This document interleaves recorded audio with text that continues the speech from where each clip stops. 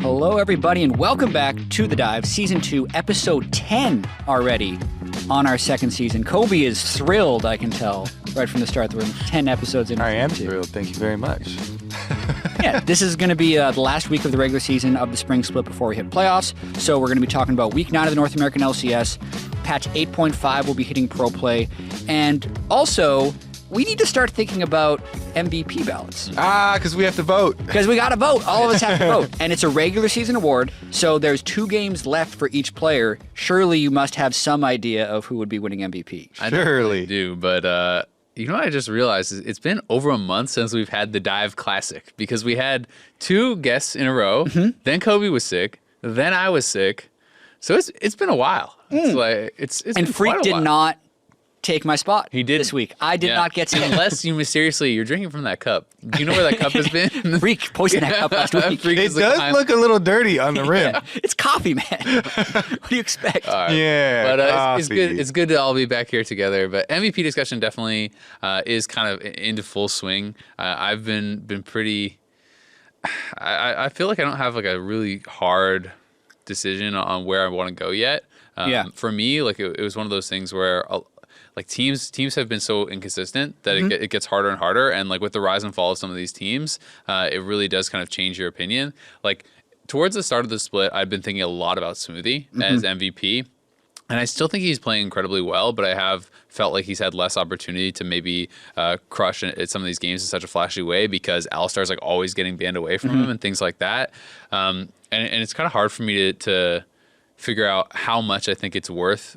If one player is affecting picking bans, but then not as having as big of an impact inside the actual game. Yeah, and I've been thinking a lot about just player rankings in general because on NA LCS Countdown and Analyst Desk, we've done tier lists for 4 different positions now. The only one we haven't done is Jungle. We did mid-split awards where I believe we actually gave it to Smoothie for mid-split, but then like Echo Fox smashed Cloud9 in the 10th game of the split, and then from then on I was like, wow, Hooney's probably going to be the front runner for MVP. But what's weird about this season is we just had like our top 2 teams, right? Echo Fox and Cloud9. We're thinking, okay, if it's Cloud9 is the best team, Smoothie's probably MVP. If Echo Fox is the best team, it's probably Dardoch or Hooney, and I would move towards Hooney because of, I feel like, his charisma, we've seen him on other teams, and also just his history in the North American LCS, how he always looks good and always makes his jungler look good, so to speak, which would have moved him above Dardoch. Is that a little reference to the Reignover Hooney? Just a little bit. Just a little bit. But then, last week, on the last day, we had Echo Fox, Cloud9, and Clutch with Febiven, who was getting some maybe MVP hype, lose. I was ready to do a segment with Mark on the Analyst Desk if Clutch Gaming would have won that against TL and be like, you need to consider this guy for MVP. But every time I'm ready to say like, yeah, this guy's MVP for sure, man, they lose a game. And then they lose another game. And then their team starts looking bad. So it's getting really, really tricky. Kobe, what are your thoughts? Yeah, I was going to say, even if you're going position by position, because we also vote on all league team, I believe is the term, first, second, third. All for NA each LCS. Yeah, position. first team, all NA LCS. It's got a weird name, but we basically vote on, like the good guy all in your star position.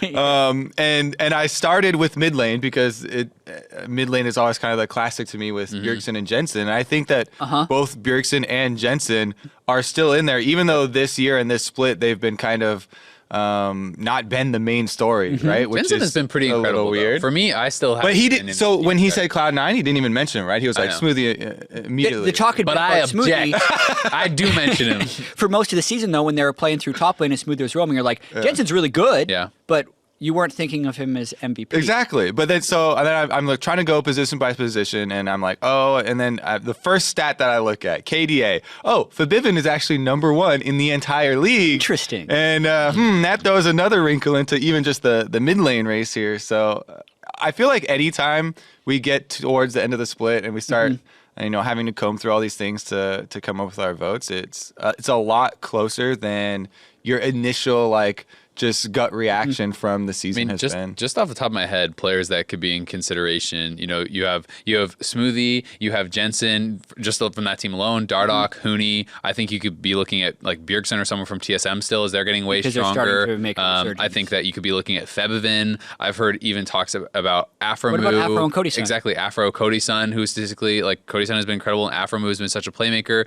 Still, like, looking at holding up fingers. I'm gonna run out holding soon. 8 fingers. I mean, at least there. That's like a good start, right? Like, as far as players that you could be looking at, and that's even not considering like quite a few other players who have been standout. I mean, Sneaky has been almost unanimously the best AD carry in the league this split. Like overlooking guys like that even. So it's definitely pretty interesting to have it at this point, like this late in the split, where there's like a legitimate conversation for like 8+. Yeah, because here's what makes it so interesting. Usually we have the 2 or 3 teams that are running away with the league. Mm-hmm. But now, first place is Echo Fox and Cloud9 at 11-5. And then 5th and 6th is a tie at 9-7. So it's probably not going to happen based on strength of schedule, but it is possible that 1 through 6 all finish the season 11-7. Mm-hmm. That would technically be a possibility. So you now have 6 teams with the same record, so that like best player, best team tiebreaker is impossible. Yeah. And even in best of 1, we have these games where it swings off of this really small thing like a bad pick early, or they have one bad team fight and they lose the game. So an 11-5 team versus a 9-7 team, that could be one game they played against each other that's actually making the difference. I've noticed something pretty interesting, though. Neither of you mentioned anyone from Team Liquid. And that would be the only other, like, that's another one of the just in the top teams or whatever. But I was thinking about Liquid a little bit, but I'm like, would I put Doublelift over Sneaky right now? Probably not. Would I put, like Smithy over Dardoch right now? Probably not, right? Like, there's no one on their team that has just been like, yeah, you're the best. Like, and that's just the reality for it. Like, quality of player, I think that they could easily be in the discussion. I mean, Doublelift has been, right?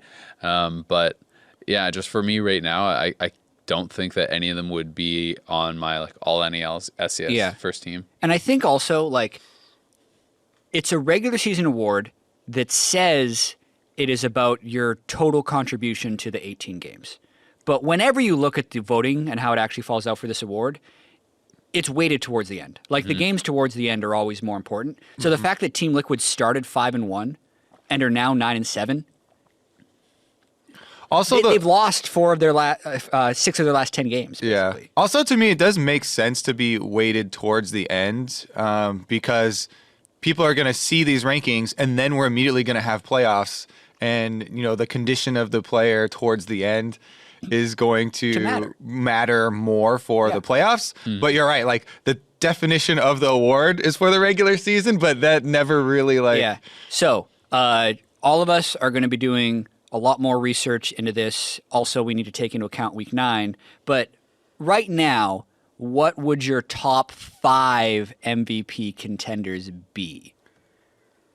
So, I guess then off the top of my head, it would probably be like Smoothie, Jensen, Hooney, Dardoch.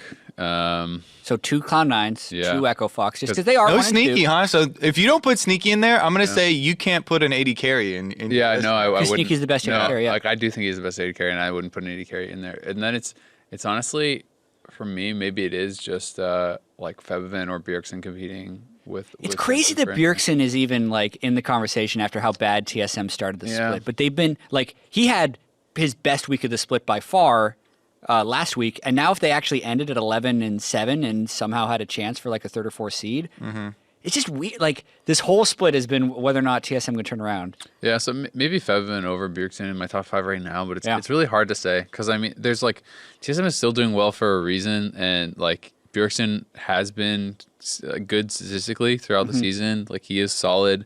I felt like most of their problems were more around like communication and teamwork issues and Mike Young / bot lane issues and things like that. Sure. So it's really hard. So in mine, I'm also thinking about, like the player's value to the team, not necessarily like, oh, this is, the best player in all POE categories. in there. Yeah, exactly. Well, no. I was about to say, oh yeah, I assume Mazela's going to say on a 4 and 12 team. But But guys like Afromu, and especially if you're talking about recency bias, Afromu. Yep. I think Afromu this split, one of the biggest things is he proved how important it still is, this continued story that we keep saying every single year, about his in-game leadership and about how much he brings to the team as far as communication and strategy and all that. People were starting to doubt it because he dropped off a little bit in some individual play it had looked like, and coordination wasn't always quite there with CLG at the end. But on 100 Thieves, I think that he has definitely re-proven that, plus the addition of, bringing out the playmaking hook champions and popping off again. I feel like his, convincing me. Yeah, as well. I mean, because it's not only just the leadership thing that you're talking about, like you said, the hook champions, and the fact that I think a lot of people over the last year and a half or whatever had been starting to think, oh yeah, Afromu, he's a good leader, but he's not that good anymore. That kind of thing. His solo queue rating wasn't as high, but now he's grinding really right back up. And people we're talking about, oh yeah, mechanically he's not that good anymore. He's just a really good leader. But all the hook champions, all the playmaking he has done, has been very, very impressive. And last season it was really all about everyone's talking about Smoothie and Olay, and Afromu is definitely up there in that discussion now. Olay has really fallen off, so I do think it is kind of more a two-horse race between Smoothie and Afromu right now for the top support. And yeah, I mean, it just kind of shows how hard it is actually to narrow it down. I think my top 5 is Huni. Yeah, because Echo Fox has been so good and he has dominated pretty much every matchup he's been in. Febivin, because I feel like he is the shining star on that team. The reason they're winning and they've almost been top. Smoothie is there as well. I have to also just throw Dardoch into the conversation, because when I look back at the OP5 we've been giving out every week, 5 of the 8 weeks we've given Jungle to Dardoch. I don't think anyone else has gotten it more than twice. He has been amazing. Yeah. I think it's hard to argue another jungler. He's been incredible. So I think Huni and Dardoch will actually steal votes from each other, which ends up hurting their chances for MVP. It's like the TSM conundrum before. Yeah, and then the 5th guy that I have to do is Afromu, just for those reasons. So who's your 5 then, Kobe?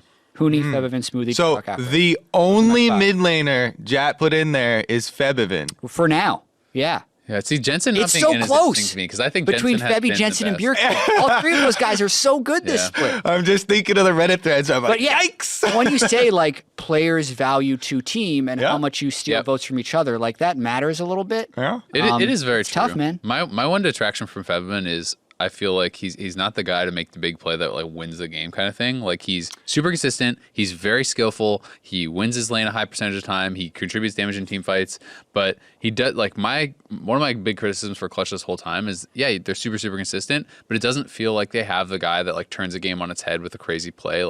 I feel like just looking at Bjergsen in the against Cloud9, this last weekend. His Syndra was insane. Exactly, that Syndra game, catching Sven in stealth a couple times, those sort of plays turn the game on its head, and I haven't really felt like that very often about Febvin, where I'm like, wow, that guy just won this game for the team. It's always oh, hey, Clutch won. Oh, also, Febvin did great. What about the COD game where he had 500 kills in 2 minutes? Yeah, that was the one. He said it himself. He didn't know what they were doing. They introduced me, gave me a penta. And again, this isn't to be saying he's a bad player. That's just in my head. I do think playmaking. Zale wants YouTube highlights, is what I'm hearing. It's weird too, because give me the 360 no scopes. I have the same thoughts about Febivin and Clutch in general, which is why I consistently downplay their record. But when you say Febivin hasn't made the big plays, I'm like, well, who does for that team? Maybe Hakuho. They're all just really consistent, and they play well as a team.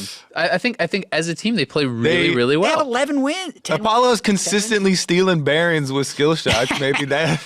I mean, that was pretty big. That was a really big play. That's true. But I just think in general they're just a team that gives up the minimum, plays to their win conditions extremely well, and grinds out a lot of games because they play very smart, and they're while they do not often make the crazy insane old play that flips a game on its head, they also do not often give up those sort of plays, right? All right. So who's your top 5? Special request for someone to make a YouTube highlight with lots of explosions. Yeah. And Febivin plays. Then send it to Azale. He'll sit at the back of teamfight and DPS well. And send this one to the dive. I want to take a look. See if we can in the back line with his ear just stabbing, and it's But then there's boom, boom, sunglasses come down. Yeah, okay, I like it. Top 5, Kobe, go. I think Huni and Dardoch are in there for sure for me. I'll count for you I think that is for me. That's the strongest part of Echo Fox. They're their number 1 team. I think technically they're tied with Cloud9 right now, I guess, which then brings us to Cloud9. And see, if I go down team by team, I'm going to fill up my top 5 so fast. Are you doing Smoothie, Sneaky, or Jensen? Yeah. What about Licorice and Svensker and Kobe? How can I hold all these MVP candidates? It's hard, man. Out of Cloud9, oh, man. See, I really liked Jensen's play, even though, we've been talking about how it hasn't been him as like the crown jewel or whatever. He's been so good. We haven't had any games like last season where it's contracts like camping for Jensen. He's on LeBlanc, like 50 CS up over this guy or whatever. But I still really wanted to, put him in there. The mid laner thing was too difficult though. So I think I'll put Sneaky in there if I'm all right. taking my pick from the So Cloud9 Huni, litter. Dardoch, Sneaky. Huni, Dardoch, Sneaky. I have Aframo in there. That makes me want to also Got put one Smoothie in left. there. But It's no mid laners. yeah, see, that's a one way to tackle the problem. Just not put any of them. There you go. Yeah, mid lane's not there. important. You can't be an MVP as Yeah, a it's all mid laner. good. It's 3 mid laners. It's There so you hard go. to pick from. You're like, nope, none I'm of just them. like la, no mid laners. These goddamn mid laners keep taking my blue buff. Give me your fifth one. Just That was it, Smoothie. Okay. I put us in Smoothie, with Afro, Huni, Dardoch, and Sneaky. Right? Yeah. There you go. I mean, so to summarize our Week 8 MVP discussion. We got some work to do. That's the summary. A, we have some work to do. B, just because you have media members that vote, you have a lot of casters that vote, you have players and teams that vote.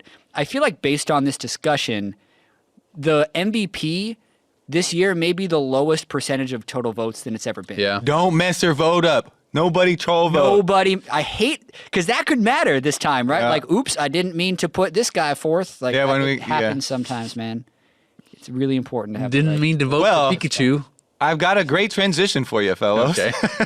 Hit me with it. Which of these MVP candidates do you think would retire first? And speaking of retiring, Yes. how do you feel about people trying to put an age on retirement from competitive video games and how it's evolving right now? Yeah, I think that's always an interesting conversation that comes up when you talk about esports, because when we started like League of Legends LCS in 2013, we already had like the old guard that had been playing for 2 years, right? Kobe wasn't part of the old guard. Chowster was. Right? I'm Hotshot part of the was. grandpa guard Yeah, the that grandpa I guard. had been benched already. Yeah, you'd already retired. You were a caster. Actually, I was the first Yeah. to get kicked off a team. But yeah, essentially, No one could take that when away. is the right time to retire? Is there an age drop off when your skills aren't as good? Or is the fact that you now get to spend your career playing video games, does the retirement age stretch significantly longer? When I look at the LCS this year and I see so many players that have been around since 2013 or 2014, I feel like the previously expected retirement age of like not playing past 25, I think is going to disappear in 5 years. I think we will have 30-year-old pro players in 5 years. To me, I always, whenever this question comes up, I instantly think of High, because High has gone through, a collapsed lung. He had wrist problems. He's come back from all these issues. He, people, criticize his mechanics, his individual play, but he has stuck around since the very beginning. He took a team in the qualifiers. He was playing there. They didn't make it in on the first try there, but and he has consistently proven how valuable decision making is in this game, and still come back. And I see him being valuable down the road still. So I definitely don't think like the hard line on the age. I feel like that is continuing to move. Especially with people putting more and more emphasis on like physical therapy, and stretching and all this, and we don't hear as much about the wrist issues as we previously did. I'm not sure if that's because they're better taken care of and better preventative measures, or if people are just like, yeah, that's a part of it now, and so they just don't bring it up anymore. Yeah, for me, it's always been more about the economics, which is kind of funny to say. Like, I don't actually believe that. ooh, I'm 27 now and I can't click my mouse. Like I'm not fast enough. Like I don't believe that is really truly a thing. Like I think it's more been historically that you start getting older, you're not making a consistent enough income in esports, or you don't think that you have a future in esports. You know, you want to have a family, you want to have a girlfriend, you want to do these things, and that what kind of like ages people out of it. And that's been my experience in my programming stuff. Like the reason I stopped doing it was I was like, well, I want to be able to have a house someday. I don't know like if this is going to be a thing. So as it gets bigger, as it gets more stable, like I think that the players will just be getting older naturally because it's a more stable, more sustainable career, right? Here's a question. Would you want to go back to being a pro player now? Like new game comes out, War of the Warcraft 2. I don't think so. So do you think you'd be capable? I think so. I do honestly think like even with WoW, like as an example, even after I hadn't played for a couple of years, I went back and I was still able to get top of the ladder. I don't think it was an age thing for me. It's literally like, and WoW is not like a lucrative pro gaming but just career. like, assume it was, because I kind of want to dive into this. Like if it's about the economics, right? If you still think you're skilled enough, but the economics make sense, what are some of the other factors that would make you not want to become a pro player again? Well, I mean, for me, one of the biggest things is what about living? Yeah, conditions? it's living conditions. I think like I really didn't like living in a programming house when I lived in Phoenix. That's one. Two is the fact that like I'm in a serious relationship and you don't have time for that. Like very, very likely. Like I am someone who I was always of the opinion that I didn't want to go to an event unless I thought I was going to win it. Like and me thinking I was going to win it meant I had prepared more than every other person at the tournament. That was my benchmark. And to do that now in competitive gaming where it's this like it's this big means it's your entire life, right? Like it doesn't mean, oh, you put in 6 hard hours. Okay, great. Now let's go out and watch a movie and go get dinner. No, it means you put in friggin' like 16 hours or something because Kobe practiced 12, you practiced 14. Well, I'm not going to practice less than either you, so I'm going to practice 15. I'm going to practice 16, right? Yeah, like, I'm the lazy one, only 12. There you go. Yeah, he has all the latent talent. So exactly. But that's one of the big things for me. But I mean, there's examples, and I think I brought this up previously on the dive, but like Tokido just won Evo last year at 32, right? Yeah. Fighting games are one of the most like reaction-based, fast-paced as far as like actual mechanical skill games that there are. And he won that at 32, right? The man is still super fast. You can do this. Yeah. I think that it's one of those things that it has to develop to a point where A, it's sustainable. B, like you have to have a big support system. I think like if you want to have a girlfriend or a wife or whatever, they have to be completely understanding of that. And in the NFL and the NBA and whatnot, it's so lucrative, even if you're like a backup who's never going to play on the field ever, that a lot of more people are willing to kind of make that sacrifice for years, because then it sets them up for the rest of their life, hopefully, or maybe it doesn't and they blow through all their money. But it's like, it's all about economics to me. Like if you were saying I could get $10 million a year to play WoW Pro for 5 years, then I'd probably be like, all right, go in. We're going to like grind it out and we're going to be rich. And then after 5 years, we're going to retire and we're going to buy a mansion and a yacht, right? But you can't do that right now. So that's why it's all about economics to me. Yeah, I just wanted to talk about a little bit more of the sacrifices it still takes, regardless of age and capability. Yep. And regardless of money. Like you also need that special type of personality who's going to be able to devote that much of themselves without to the burning game out for that long and that deep into their life. I think so. I do agree that we have seen 30-plus-year-old pro gamers, and we will see them in league, but there's still going to be that natural drop off over time, and only the people that are kind of the outliers are going to be willing to commit to that lifestyle into their 30s. It's willpower. I mean, if you're the best in the world at anything, you're an outlier. So I feel like that's true. Regardless, one little capstone I will put on is talking to a lot of friends who were pros and have gone into other things and whatnot. Like a very consistent sentiment I have had, and it's something that I had myself, is that in pro gaming the highs are higher and the lows are lower, but your everyday life is like I would say much more stressful, much less enjoyable than that of the average person. So it's like one of these things where it's like transitioning to casting, I would say overall at my happiness level is higher, right? Like day to day by far. It's much less stressful. It's more enjoyable. But you will never reach the same like peak euphoric of enjoyment, right? Highs, like even if I'm casting the World Finals and that will be an amazing achievement and I will be really excited, is not going to feel the same as for the people who won the World Finals, right? You will never have that, and that is a given. That is a given. I can just see Azael after he finishes the cast. Woo! We did it! Yeah. I mean, I would be excited, right? Run on stage, It's like hugging everyone. Like, oh, look, Imagine Dragons is on the stage playing about my cast. Yeah, like, exactly. Or how about this? He fucks it up so bad, he's crying in his chair, head in his hands afterward. That could actually happen. My endgame call, I said He's like, the wrong oh my team. God, we don't call them barred moops, they're barred meats. Oh, fuck. Head in hand, reading the Reddit threads, flaming me. There's an iconic look back, Azael looking back. Looking back at the caster desk, be like, oh no, I messed it up. My casting trophy. Yeah. I didn't get it.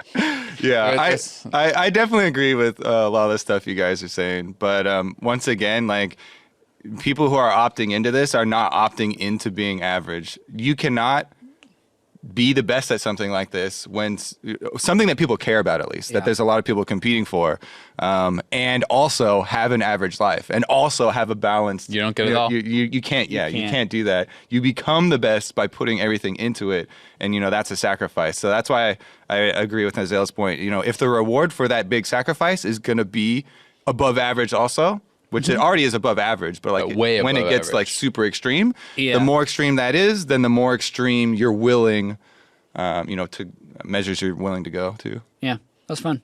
Yeah, It was fun. I especially like the last part. Yeah, we should start doing that. Like, we should be more invested in casting. We should. Man, I really nailed that segment.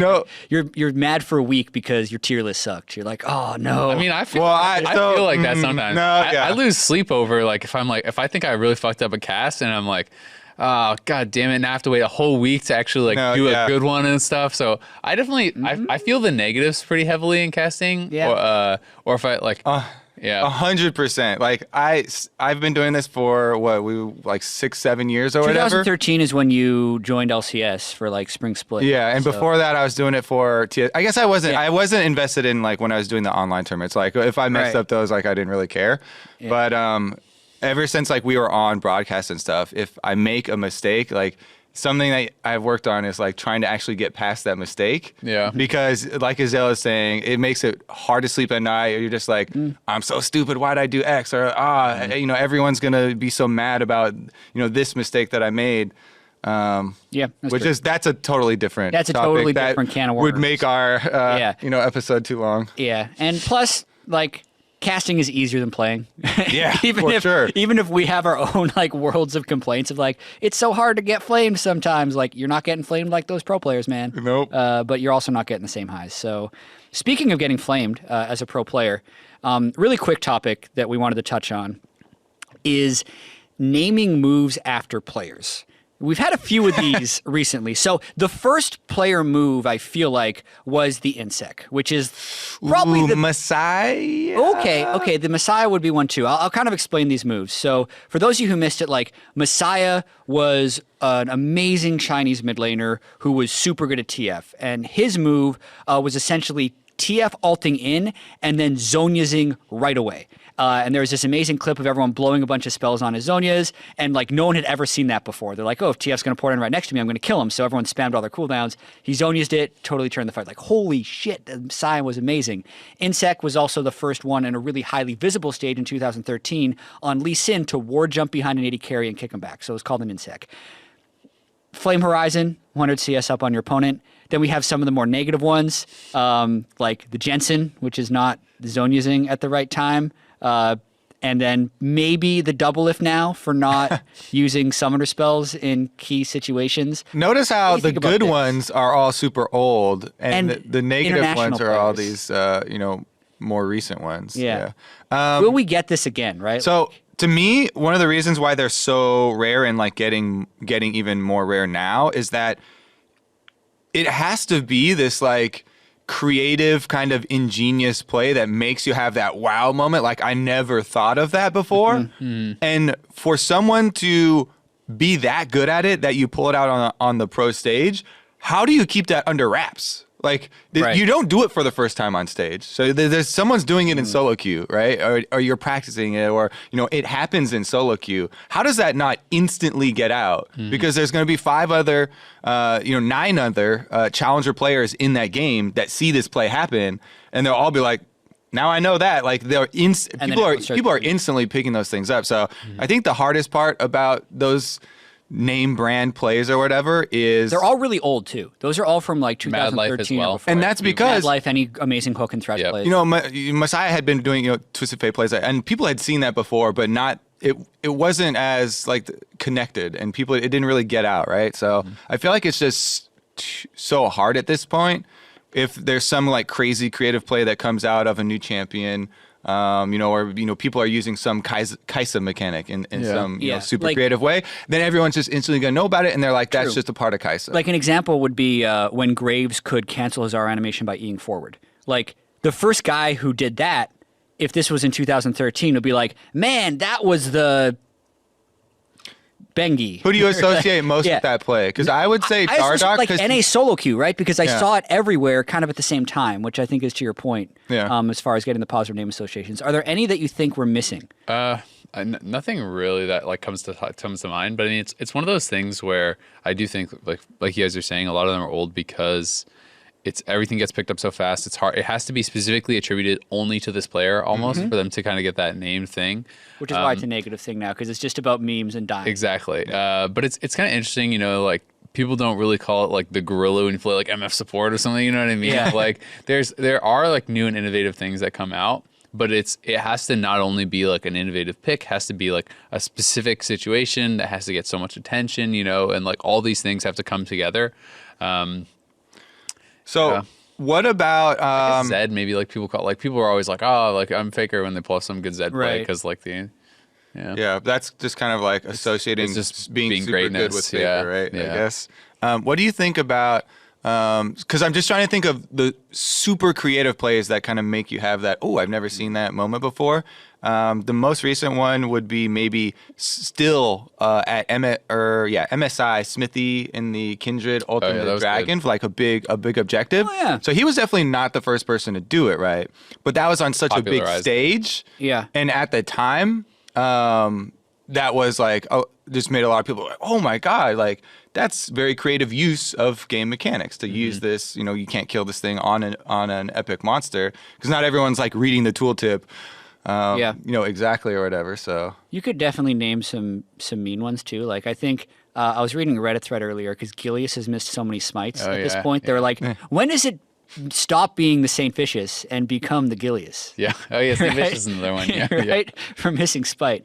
And was it ever the Kobe for smites? Did Saint Vicious supplant Kobe? Saint will definitely tell you it was. Yeah, and it was the Kobe. It was. I still remember to this day because it happened at WCG in 2010. It was the like the first international tournament or whatever. Yeah. And we were playing at it in one of the earlier games.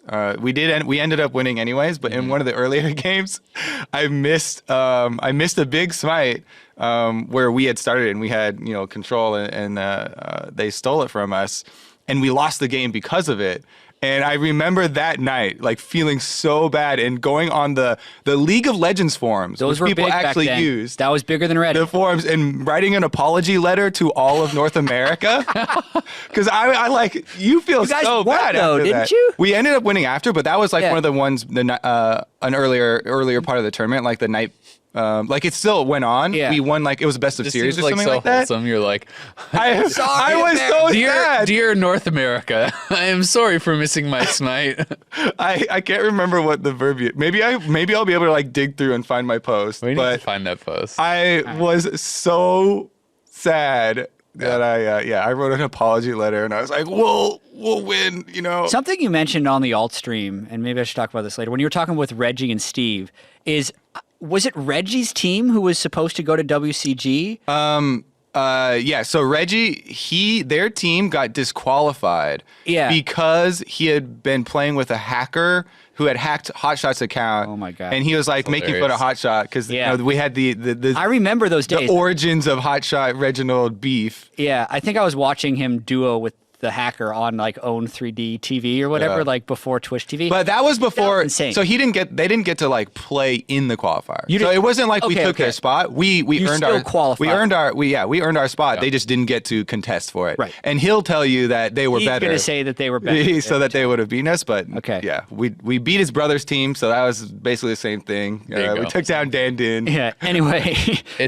The last thing I was going to say is like I also think that the international part like is really important for naming these plays because the more I'm thinking about it, the more I'm like, we have these things associated with NA LCS players, but I'm sure that like in Brazil for CBLOL they have those things associated with them. The LEP teleport. Exactly, right? I even know that one. So there's like a lot of those things because the more I'm thinking about it, I'm like, oh, like Sneaky and Smoothie, and I hear a lot of pros joking about like, oh, anytime Morgana hits a binding in solo queue, like it's Hakuo, right? And like they're going to say that in Korea. Exactly. And like you think of the Jensen, do you think that like, when Faker dies in Korean solo queue or something, everyone's like Jensen. No, of course not, right? Although that would be pretty amazing. It would be pretty amazing, but that happens. So it's one of those things that probably every region has their individual things, but then it's kind of like the shared pool or the like ultra cool ones, like Insect and everything, because it's not only do you have to be the first to do it in your region, you have to do it on the biggest stage and be the first to do it on the biggest stage to kind of reach that level. All right, to close out the conversation, I think this would be really cool to crowdsource some ideas. So like tweet us at RiotChat, at RiotKobe, at RiotAzael. If you can name good, I'm most interested if there's like big, good, iconic plays that you think fit with it being more widespread, even though it never really caught on, or just tweet us memes. Like those are always fun too. We could bring back the Kobe for missing smites. What do you think? Yeah. No, thanks. You're like, I'm good. I still am not that good at it, so I'm still Smiting is hard, dude. Patch 8.5 also has been out for a week. It hits pro play this week. There were some pretty big changes to Swain. There were some buffs to Nocturne. There were some Rengar changes. Zoe got buffed. Of those four, do you think these champions will see play, and if so, which ones? So Nocturne, Swain, Rengar, Zoe. I have heard a fair bit about people talking about Rengar, and I've been seeing Rengar getting played a lot in some Challenger games and whatnot. It'd be kind of interesting to see if that comes back. The Nocturne buffs actually seem pretty impactful. I just don't know if he fits in the meta still, but like the blackout lasting 6 seconds actually feels like a big buff to me. It's huge. Because that's as far as like team fight disorientation and these sorts of things, it's really big. I know in the past we've also seen like specifically like Nocturne into Twitch because Twitch it really messes them up, but Twitch isn't really in the meta. I still think that there is some potential for Nocturne to come into. So even if we did see Nocturne, it would be a fringe pick to me. Like it would be a super specific scenario. I do like things like that when you're like, oh, this is the perfect time to use Nocturne because they have this split pushing comp or they have something that needs a lot of coordination. Or you can like hard counter a global or something like that. Yeah, because Nocturne alt blocks teleports. Yeah, I think is something that a lot of people don't notice. So even Stand United, you can't even click on the port. Exactly. Yeah. Things where you're going to need to be able to click on an ally. Which is why going 4 to 6 seconds is so important in pro play because top laners are so good at matching teleport and any play you make, Nocturne blocks that now. Yeah.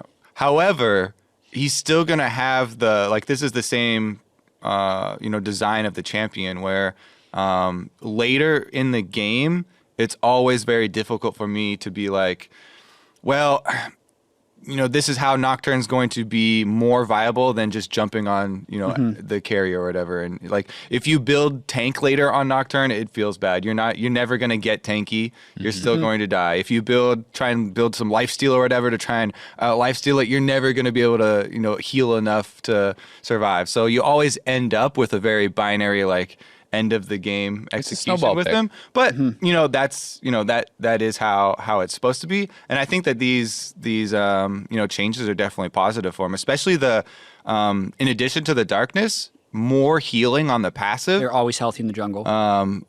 That could bump him up, so yeah, that'd be interesting. I played some Nocturne in like quotation marks pro back in like 2012 or whatever. And I would say he was always most effective with a dive buddy.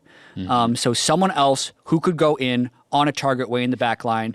And since even though you can go like Duskblade Nocturne, you have to get super, super fed to actually be able to kind of one-shot someone. But any little bit of dive Nocturne buddy Shen. Damage with sometimes Shen, it used to be a Kali that I'd run it with because you could dive really deep.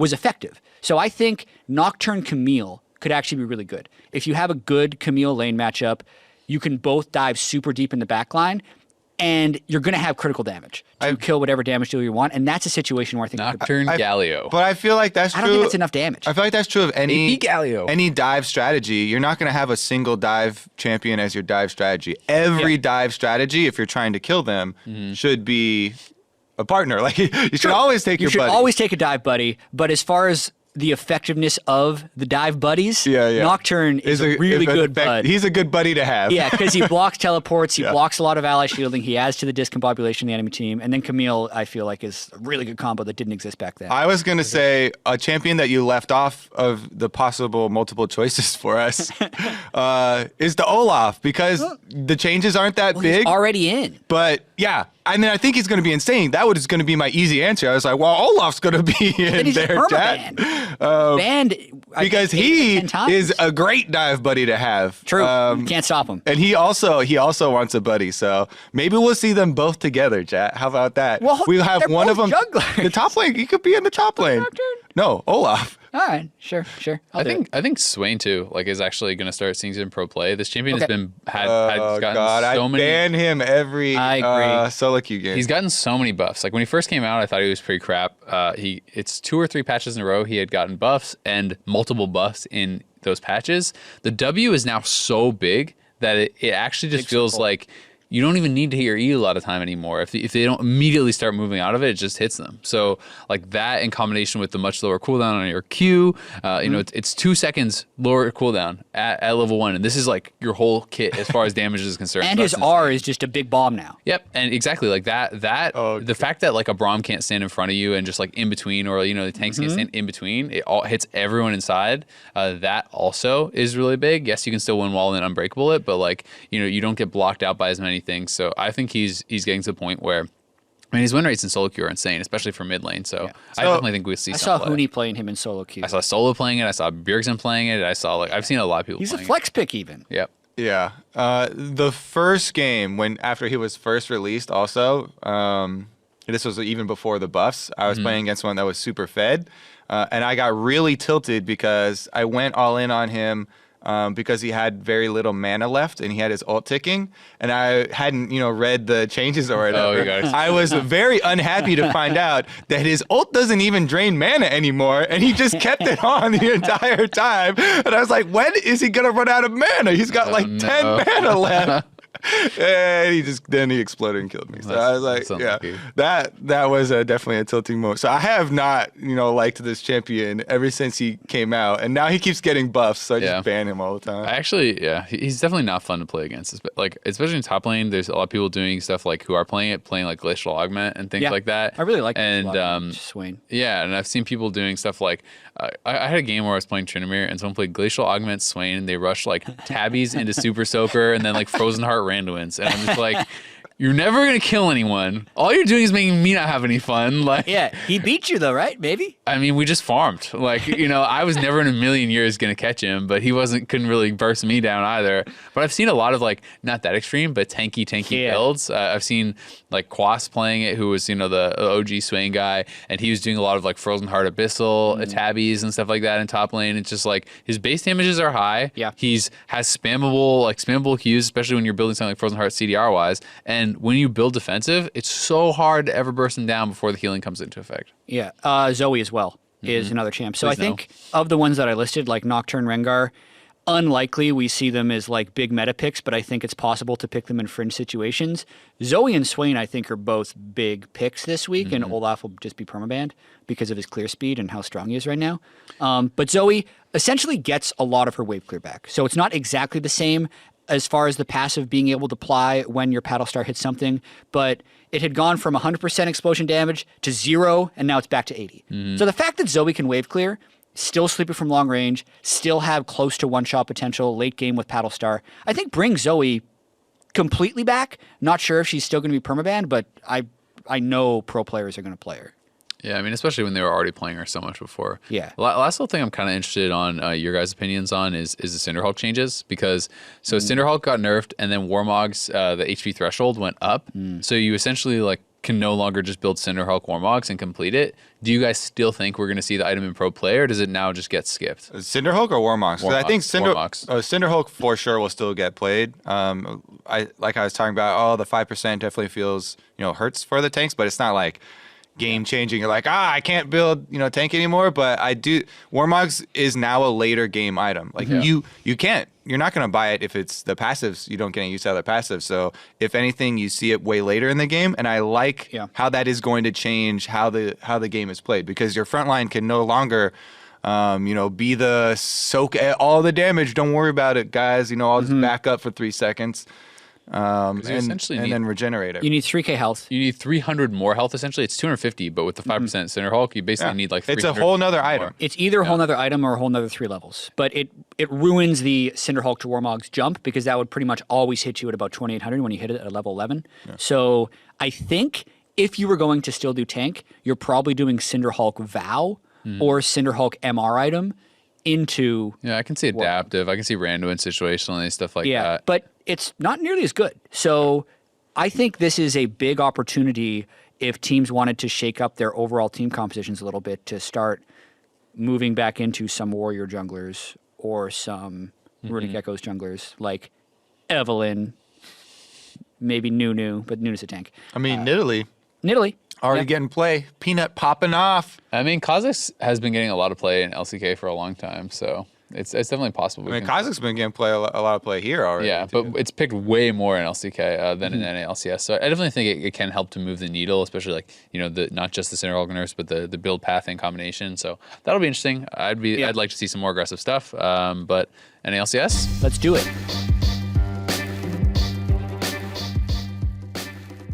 NA LCS, as we touched on briefly in the top of the show, has some tight standings from 6th through 1, where it is possible for a 6-way tie for first. Very unlikely, though, based on strength of schedule. The other thing that is possible but unlikely is CLG's Miracle Run.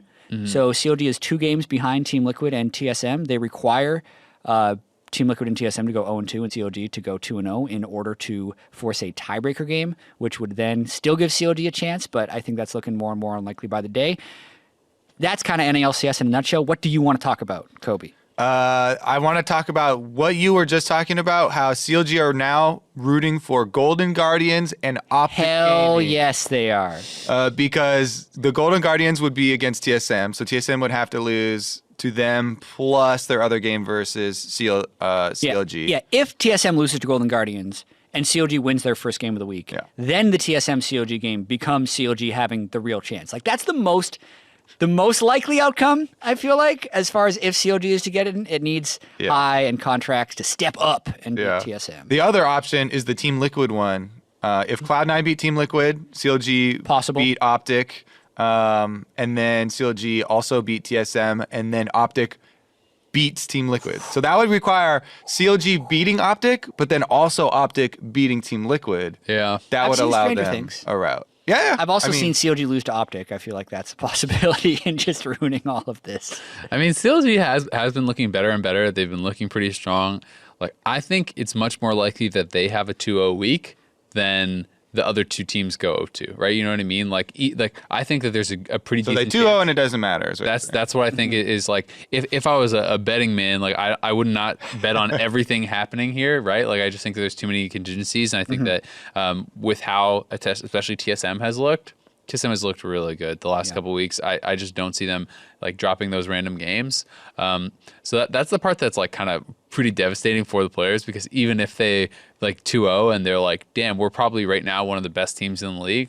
Too bad you did poorly in the rest of the split. You didn't make playoffs. Right. What do you think of CLG overall though? Because they were 3-9. Now they're 7-9. They have a chance to go 9-9. When they were 3-9, it was all about the sky falling and whether or not Zix should be replaced, or whether or not Reignover should be benched and they should put in Omar God and give him some time. But now that they're on this win streak, like, as the CLG org, has it been promising enough to say restack, go next split?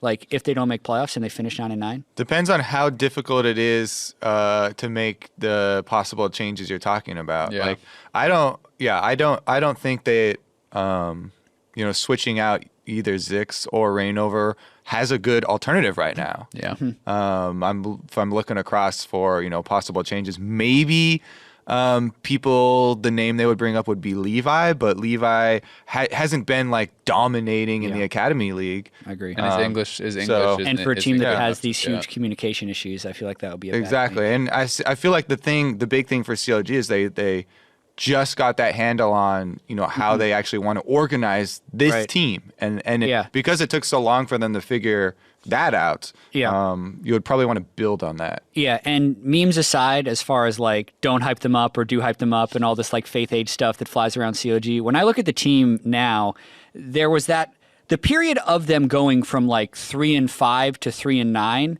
Those games were way closer than I think people gave them credit to be. There were 3 games in a row that were close to even gold, like 35 or 40 minutes in.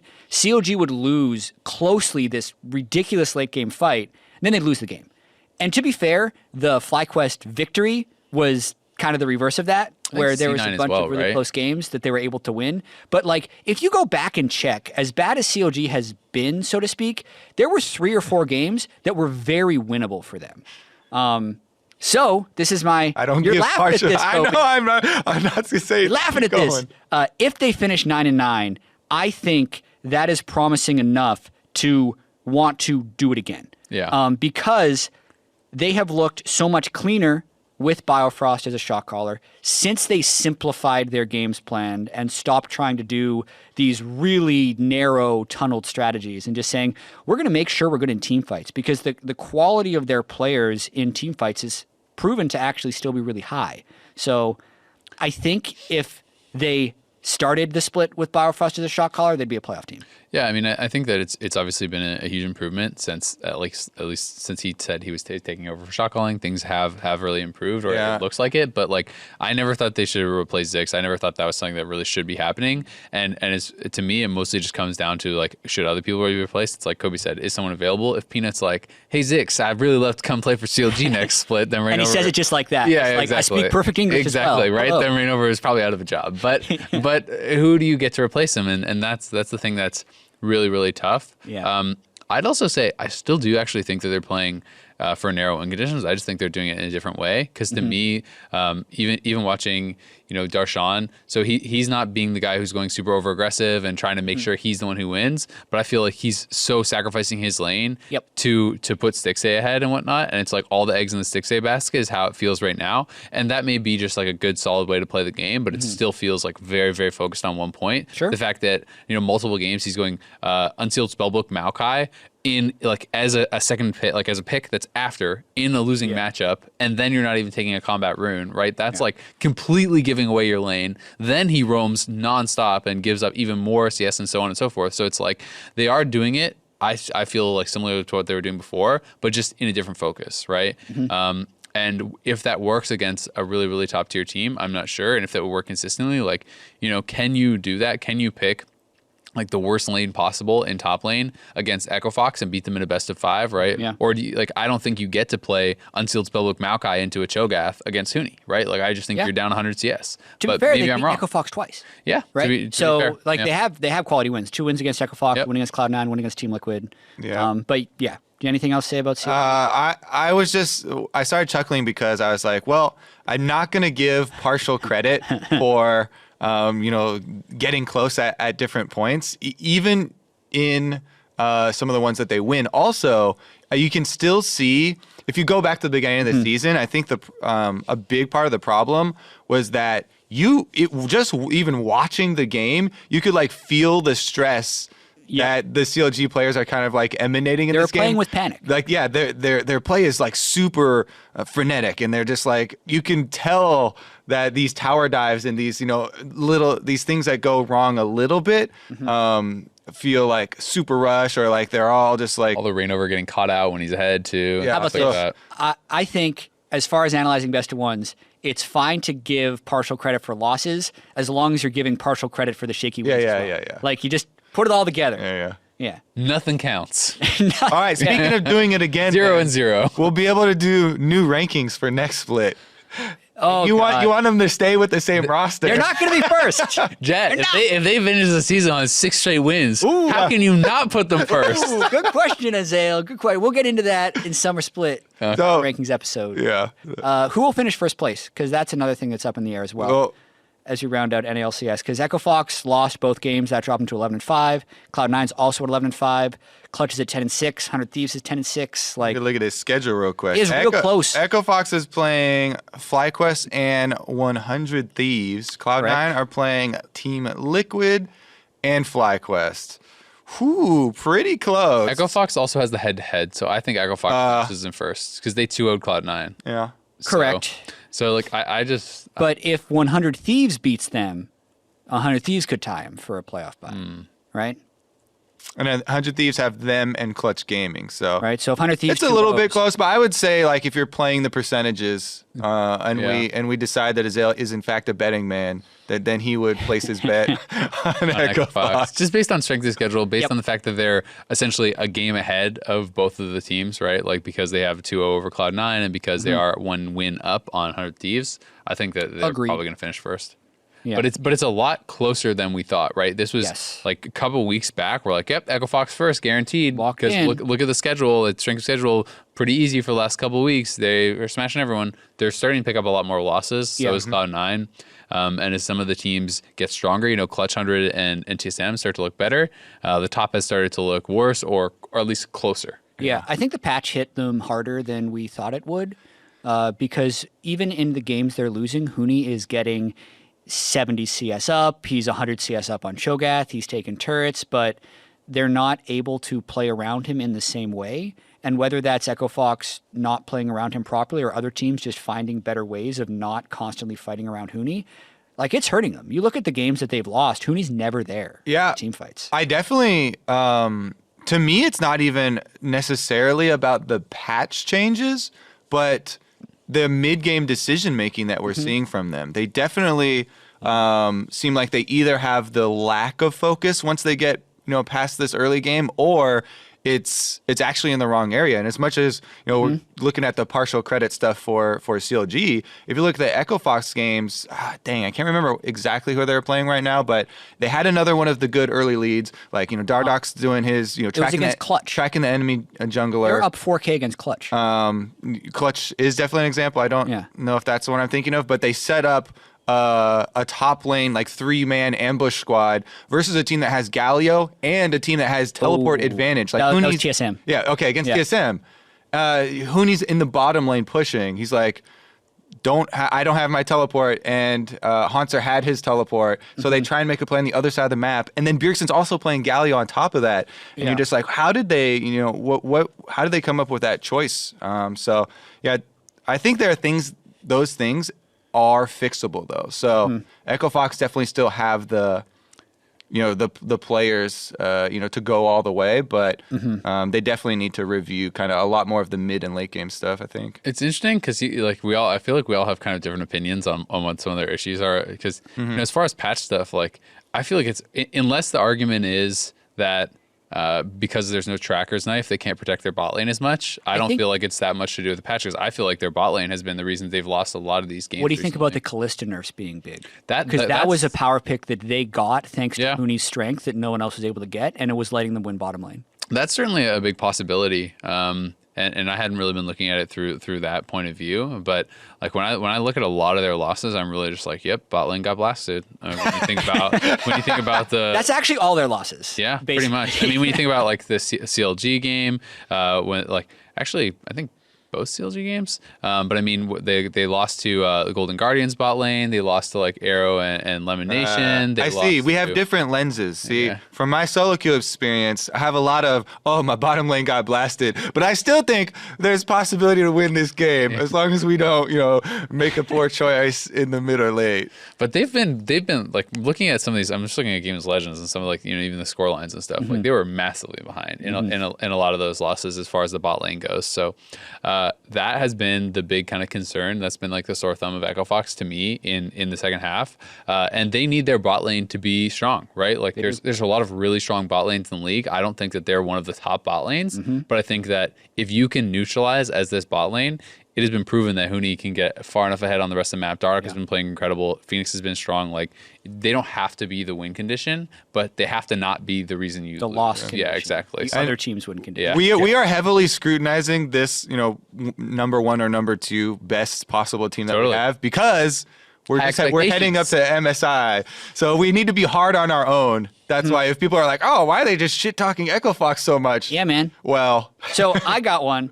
we and want this- our winner. Because This they have will that almost- King's Own Dragon X. I want to preface this with this will almost certainly be misquoted by someone and Oh, like nice. used I to like flame it. me. I like it. I'm going to tweet this out right yeah, now. This Yeah, is like get ready. This is like Live one action. of your classic old meme Jat dilemmas. So this is a bit of a story. Okay, that's and pretty I am not saying this is true or not yet, but I was listening to a Bill Simmons podcast with Daryl Morey, and Daryl Morey is the general manager of the Houston Rockets in the NBA, who are currently the best team, record-wise in the NBA.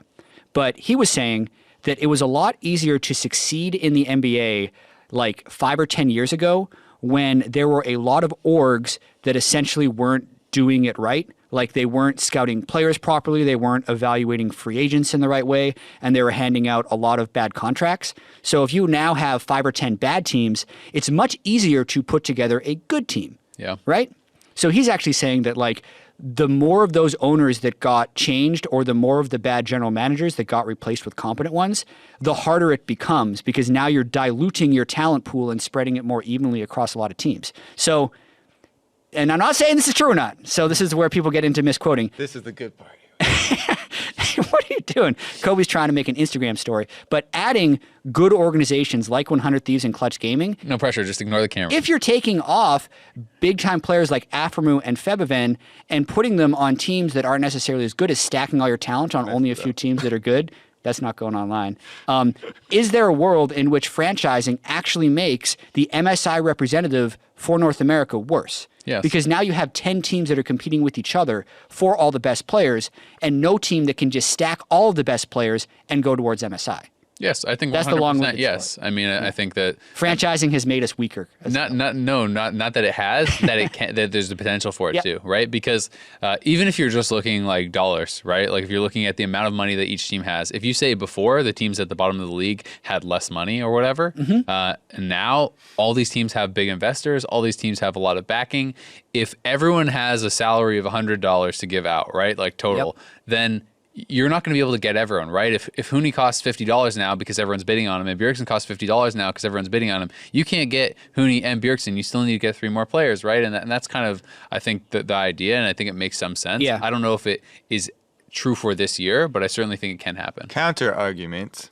Go. The diluting makes at least if if you have a line or whatever for the top group of teams, makes them that much stronger because we had enough good talent that was previously very focused on teams like TSM who imported more talents, the Sven and Mithy bottom lane, and then gave other possible good players over to rivals that they could then play against and, trial by combats, improve their skills by then playing against Double Lift, by trading Double Lift to Team Liquid. The licorice argument, if you will. And then we also found the great North American talents that we I think it makes the league in general better. Yeah. But I think, especially in the offseason when people were memeing about C9 losing the offseason, like if Team Liquid doesn't get big investments, they never lose impact and no one says those things. Yeah. Right? So It's less chance of it. Think about franchising again. It's less chance of a super team, right? Like that. franchising has made the best teams worse, Kobe.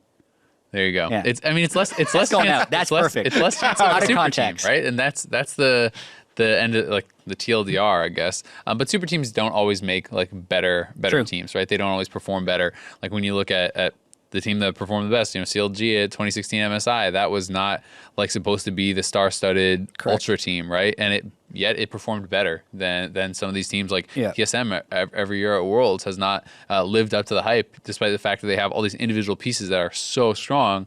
They haven't been able to find the team play or the cohesion or whatever you want to say. Yeah. And I think in the long term, there's almost no way to spin it. It's like, oh, now we're going to be worse. Like, I think overall it will be better, but just wanted to throw that out there for I think it's interesting. conversation. I don't actually necessarily agree with it yet. Moving on to Twitter questions. Yeah, let's go. Sweet. So, nice Kobe's at Nice Kobe's. Let's call them Kobe's. Yeah, Nice Kobe's says, do you think bot lane would be more action-packed in Pro if BF Sword had build components? So 1,300 gold wasn't necessary. So this is kind of the theory of what if longsword built into pickaxe and 2 pickaxe made it a big sword? Yeah, I mean, I already feel like it essentially is the same thing. Like, I don't really think it makes that big a difference if you're saying everyone's building towards IE or whatever. Like, the equivalent of BF component is you go back on 875 gold and you buy your pickaxe, right? Like, I don't think that it necessarily is hurting anyone. I mean, I guess to me, it's more about the base timings because people are talking about, like, it's the idea that you could go back at 700 gold, buy 2 longswords, and then come back with the wave pushed out, and they would then have to base for their BF or whatever, but you can do that. I just think it all ends up being pretty equivalent. So let me try and distill this down to, like, basically if you could back whenever you wanted and feel fine about And your be working buy, towards your BF. Yeah. Would you be more aggressive No. if you're thinking, hey, if I take this, I'm going to take this super hard trade right now, and go all in or whatever and try and get the kill, because, if we lose it, we can just back off and I can pick up, the little bit of bitty pieces of attack damage on any buy. Yeah, I think it would actually make bottom lane less action-packed because I think sticking around, and I noticed this when I play Victor, sticking around for 1,250 gold for that first Hector upgrade is similar to bottom lane trying to stick around for BF Sword. They want to punish you You'll for it. greet a wave, and they'll want to punish you for it. But if you always have a good back timing that spends all your gold cleanly, you're just never going to take risks. Yep. So, especially because jungler's relative power becomes much higher when people have to wait around for that for a long time, right? Like when you're sitting there, the AD carry is sitting there for their 1,300 gold, but you've already basically got your double longswords. Well, now you're maybe stronger or whatever. I mean, it's not like junglers can always have Ornn items ported out to them or whatever. Of course, but my point is you can go back and generally, like, junglers have more opportunities, I think, to be able to make a gank happen before if someone is saving purely for the BF. Yeah, I think if they're sitting out there on their Doran's blade, then I feel much better about going to gank them. What I do think is interesting or can make it more interesting is when there's more diverging build paths, because that just naturally makes different base points. Because I think as long as both of us are going for a BF, even if it's built out of different components, we're on the same page. What I think is more interesting is when you have the Ezreal that wants to base for his tier really early versus the person who needs the 1,300 gold versus the other guy who's going lethality, so he really wants his 1,100 gold and is going to try to base rate on that and punish you like the old Jhin. So that is what I think makes it the most interesting, is just having more champion diversity and more build diversity in the bottom lane, because then you have diverging base timings, and then you're actually competing for better timers. Should we stick more blasting wands in AD carry items so that we have Love more? It. Yeah, get it in there. just make the worst possible item be like, you need a pickaxe, a blasting wand, and a mana crystal. Put mana crystals everywhere. You need 2 Hunter's and potions. 2 mana crystals before you can completely confirm your item. Oh my god. All right, next one. Don't give him any ideas. Betrayer of Hope. Ooh, this is an ominous name. Yeah. Do you think we'll ever see different competitive maps? I've been playing since the beta, and SR's been feeling stale/tired the past few seasons. New maps could revitalize League. My initial thought is that it's like the map being changed as far as the jungle and the blast plants and stuff is kind of somewhat of the answer to that. I agree. I have always looked at Summoner's Rift as the field in the sport. So I think any big change, while it could be fun in casual play, I think would change/hurt pro play a lot. I also do think blast plants and dragons changing and Baron becoming a different objective and Scuttlecrab being moved and smites giving you buffs/not giving you buffs currently is a map change. It's just kind of subtle and small. There's small rule changes to the court. I personally like Summoner's Rift being the thing. Do you want Magma Chamber, Kobe? Teleport What does that spawns? mean? What is Magma Chamber? I've never seen it. I don't know. It doesn't exist. Yeah, Magma Chamber was an announced map in 2010 that I think right at the time was we're going to do it, but then they could never find the right map. When I first initially started playing League of Legends, I had come straight from Dota, and one of the things to me initially was the Dota map, and this is not even Dota 2, this is the regular Warcraft 3 custom map of Dota. the map felt much bigger. And yeah, there were a lot of other differences, like, teleport scrolls instead of recoil and all that stuff. But I always kind of wondered if we only made small changes, like we didn't have, there's not like different rules, like the minion rules or anything. If we just literally made Summoner's Rift maybe a slightly different layout and just a lot bigger, like there's different rivers and pathways and stuff, but we kept everything else the same. Like there's similar jungle monster like camps and stuff like that. There's no just different rules. It's literally like the layout would definitely be different. Like there would be different trees and brushes and all that stuff. But it was actually just a bigger map with more room for stuff to go on. I don't know. I would find that interesting. I don't know if it'd be successful. I don't know if that would even be good. But I would definitely be very curious to try something like that, where it would be like the exact same rules and you're not changing too much except for, more area to play with. I would be really excited to try a new map. As far as in competitive, I think and balancing the game, I think it makes it incredibly difficult. If you make a map that is bigger, even if it's the best map ever, then globals are pretty good. Yeah, globals become better. Maybe move speed and stuff becomes more important. Like balancing just changes for not even just all the heroes, but the items too. So like I think that becomes very complicated, and that's probably one of the biggest reasons that it's not going to be that it's such a big undertaking. And as far as then, if that becomes map 2 becomes just as popular as map 1, then do you split the queues? Then you end up into like the dynamic queue type of issues where there's not enough players perhaps to support a healthy queue, and so on and so forth. So I think it's a really complicated question, but I mean, if it happened, I would be excited to try it. I think most players would, and maybe you could do something like that. That's like a rotating game mode, even, or something that could be fun to try. And like if it's better, then you phase it in, right? But if it's better, like the small incremental improvements to Summoner's Rift, I feel like is the way that it the queue thing is a big stopper to so many things for me now that you mention it, because like. PUBG. Now, do you have normal draft for this map? Do you have blind pick for this draft? Do you have ranked for this map? I play a lot of PUBG. I like the original one. I hate the sandy, dusty looking one. Whenever I get that one, I even want to quit. So if there was something where they merged them, like they were the same size or whatever, and you just randomly get one the other time, one would be better. Like you would have a preference, and you'd be, Yeah, salty as hell. Absolutely. Yep. Elliot James Menge asks, do you think the volatility in the NA LCS this split helps or hurts our region's chances to perform well at MSI and or other international events? We touched on this a little bit when we were talking about the franchising stuff that Kobe wanted to troll me on Instagram stories with. I put it out already. It's live. It's out. It's I'm live. gonna have to watch it. Flame me. No, it doesn't matter. Just answer the question. Do you think it helps or hurts? Answer the question, Kobe. Hold on. Does it help or hurt? I'm gonna restate the question. I got distracted. So, do you think the volatility in the NALCS this split helps or hurts our region's chances to perform well at MSI and or other international events? Oh, the regional volatility. That's interesting because there was a Reddit front page thing. There was a Reddit front page post. I'm just gonna ramble random stuff. Just be natural. Be natural. Quickshot said that in 6 years of casting, this is the most competitive that Europe has been as well. And then he went on to say that competitive could mean many different things. Yeah. But does it help or hurt our chances, Kobe, at MSI? Competitiveness of NA.